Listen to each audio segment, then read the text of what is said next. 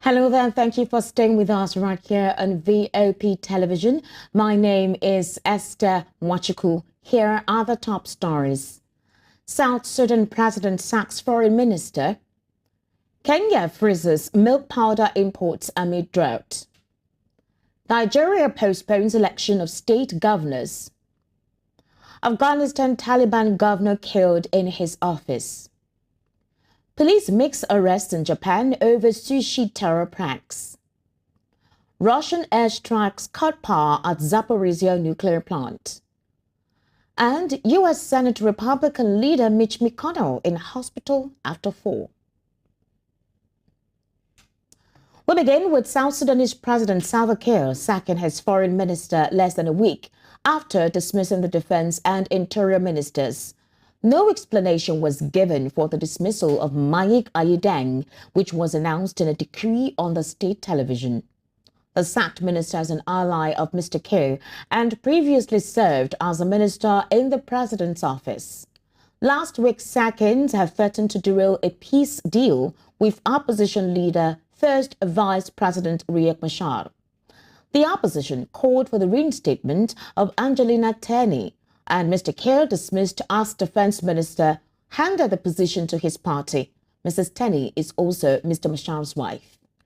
The UN called for the parties to exercise restraint and engage in a collegial spirit in order to resolve such sensitive national issues. Meanwhile, Kenya has imposed an indefinite ban on milk powder imports to cushion local processors and farmers from surplus production and low prices in anticipation of the long rains. The rainy season is expected to improve fodder production and significantly boost local milk production, hence reducing the need for imports. The Kenya Dairy Board said it would continue to monitor the problem and the production, as well as demand dynamics of the commodity before lifting the ban. The board has also suspended the issuance of import permits. Although the move may earn farmers higher prices, it is likely to raise the price of milk powder.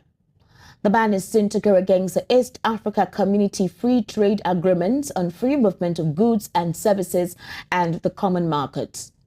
Uganda and Rwanda are the two leading African countries from which Kenya imports dairy products. An unprecedented long drought in the region has resulted in the current high milk prices. In Nigeria, the Electoral Commission has postponed elections for state governors and local assemblies by 1 week. The polls had been scheduled to take place on Saturday, March 11, which will now be held on March 18th. Nigeria's opposition had asked to check electronic voting machines. A court, however, rejected their complaint. But the Electoral Commission said the legal challenge had held up preparations and the machines would not be ready in time. In 2019, presidential and parliamentary elections were postponed for a week due to logistic issues cited by the Independent National Electoral Commission. The opposition is disputing last month's election victory by President-elect Bola Ahmed Tinubu. The Independent National Electoral Commission introduced the Bimodal Voter Accreditation System, BVAS, for the first time as part of new technologies used in this year's elections in a bid to improve transparency. However, observer groups and opposition parties disclose huge delays in voting and failures in the system when uploading, which allowed for ballot disparities during the presidential election. While in the Middle East, the Taliban governor of Afghanistan's northern Balkh province has been killed in an explosion in his office. Mohammad Dawood Muzamil is the most senior official to be killed since the Taliban returned to power in 2021.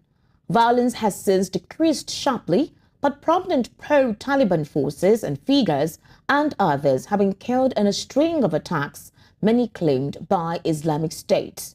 Local police say the cause of the latest blast was unclear. However, there is no immediate claim of responsibility.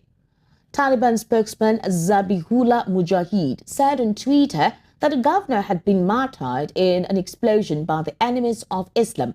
However, an investigation is currently underway. Muzamil is reported to have led the fight against Islamic State militants in his previous posting as governor of the eastern province of Nangarhar. He has moved to Bog last October.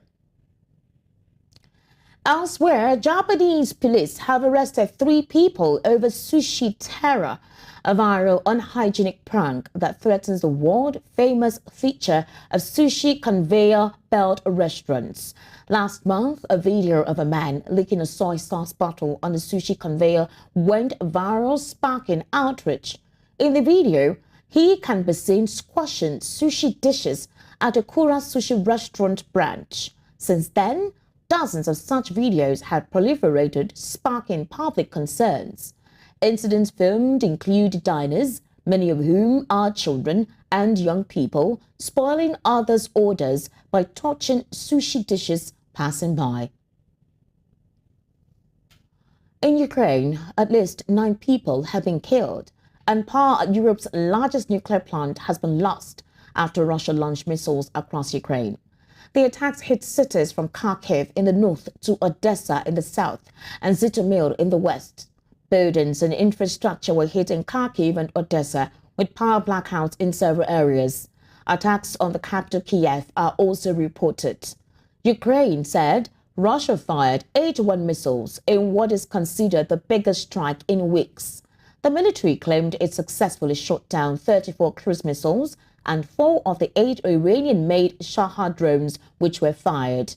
The attacks mark the biggest day of Russian missile strikes on Ukraine since the end of January, when 11 people died after dozens of buildings were struck in several regions. Now, U.S. Senate Republican leader Mitch McConnell has been taken to a hospital after a fall at a Washington, D.C. hotel. No further detail about his condition was shared. Mr. McConnell, aged 81, is serving a 7th term in the Senate. He is one of the most senior lawmakers in the Republican Party and leads the party in the upper chamber of Congress. Mr. McConnell previously suffered a fall in early August 2019 where he fractured his shoulder. The career politician has been Senate Republican leader since 2007. He has held the Senate seat from Kentucky since 1985. In a 2020 interview with the Associated Press, Mr. McConnell described having polio as a child, which made him less mobile than other children his age. He said then he still had problems sometimes climbing stairs. And that is a wrap on the